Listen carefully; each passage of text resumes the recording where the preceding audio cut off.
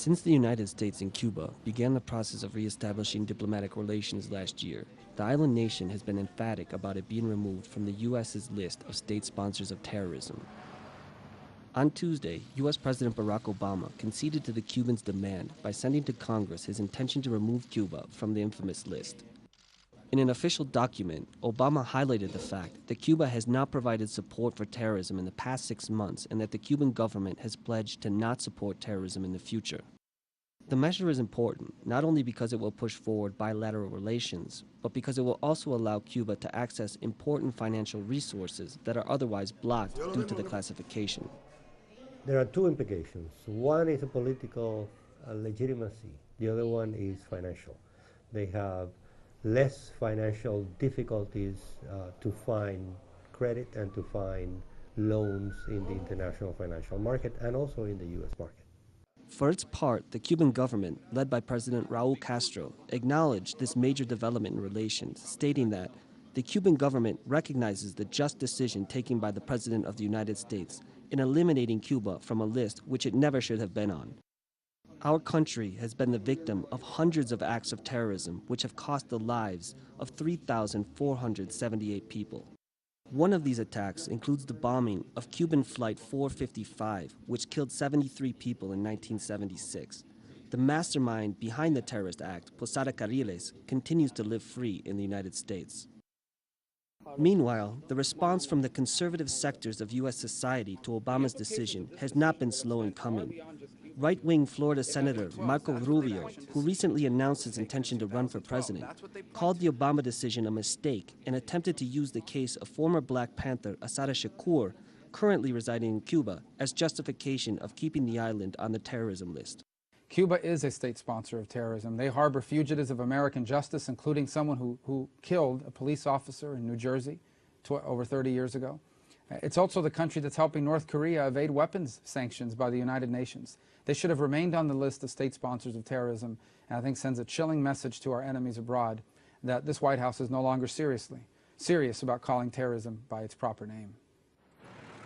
The reactions on the streets of Cuba, however, have been very different. It's time that Obama realized that Cuba is not what they say the world over. It's time to reestablish ties between Cuba and the United States. I don't think Cuba should be on that list. Cuba doesn't sponsor terrorism. On the contrary, it helps many countries. Obama's request has been sent to the U.S. Congress, which will have 45 days to respond. Regardless of Congress's response, the measure will take effect, allowing for the normalization of relations between Cuba and the United States to continue moving forward. Now, what remains for Cubans is a definitive end to the blockade that has been imposed on the nation for more than 50 years. In Santa Fe, one of the 20 districts of Bogotá, Mario is known for his fierce defense of the youth against recruitment raids conducted by the military. The military see in these popular and poor neighborhoods an opportunity to recruit youth for the war, for the armed conflict. That does not happen in middle or upper class neighborhoods. It's at Bogota's borders that the army come to recruit. In 2014, Colombia's Constitutional Court ruled against military recruitment raids. However, Mario has had to confront face-to-face the military in order to prevent youth from being forcibly taken by military trucks for recruitment. But Mario's concern goes beyond that. They take a teenager and put him into one of those trucks, then he might end up disappeared or also assassinated and presented as a guerrilla member. The same concern is shared by the women of Santa Fe district, who very well know that once their sons are forcibly recruited, the future is uncertain, as Ligia Suarez, a mother of one, recalls. By forcibly taking our children away, they are infringing the rights of young people and mothers. If our children get killed, who's going to compensate us? Money? No money is worth a son or daughter. While overlooking her neighborhood, Liliana is reminded of the paradox of Santa Fe district, a place where the youth are prioritized for the war but neglected when it comes to guarantee their rights. Youth relies on education. If education is not granted, if we don't give opportunities to the youth willing to work for this country, peace will never be real. It's in these kind of neighborhoods where the less privileged sectors of society live that Colombian mothers have been denouncing the illegal recruitment of their children by the Colombian army. Natalia Margarita, TeleSUR, Bogotá. The award-winning Uruguayan writer Eduardo Galeano died this morning at age 74 in his hometown in Montevideo from lung cancer. Galeano was known because of his personal style, characterized for combining narrative journalism and history, such as in his masterpiece, The Open Veins of Latin America, which has been translated to over 20 languages. Galeano was also known because of his left-wing political views and his commitment to the revolutionary and progressive political processes of Latin America since the Cuban Revolution up to the present. Galeano was admitted in the hospital last Friday and he passed away this morning. He wrote over 35 books and has worked in several newspapers. In 1973, after a coup in Uruguay, he fled to Buenos Aires, where he founded and directed the Crisis magazine. Laureano Ponce, TeleSUR, Buenos Aires.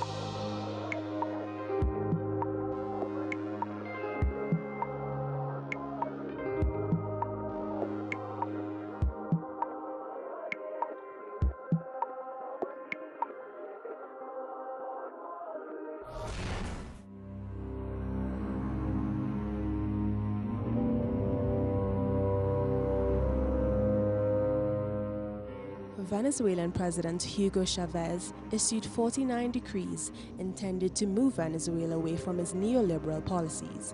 They included critical issues such as land reform and oil wealth distribution. President Hugo Chavez announced a reform in the state-owned oil company PDVSA and that he would be redistributing oil revenue towards social spending for the poor. Shortly after, Venezuela's private media reported that the director of the CIA and the U.S. State Department were concerned about Hugo Chavez. The response from Venezuela's elite wasn't long in coming. An estimated 300,000 demonstrators rallied at the state oil company. Through the urging of one of the speakers, the demonstrators illegally marched to the presidential palace, Miraflores. Crowds from both sides clashed with each other and the police. While demonstrators from both sides were on an overpass, shots were fired, killing 19 people and wounding 69. Private television channels accused Chavez of being responsible for the shootings. At around 3:30 a.m., Chavez was taken prisoner by members of the military to nearby island. The public was told that Chavez had resigned and had asked to be taken to Cuba. In the early hours of the 12th of April, army generals handed the presidency to businessman Pedro Carmona. During a televised appearance, Carmona made a decree that abolished all state institutions.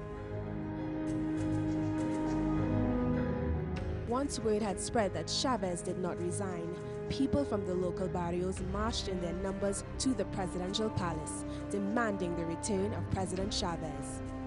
Behind Carmona's back, members of the military loyal to Chavez took back the palace.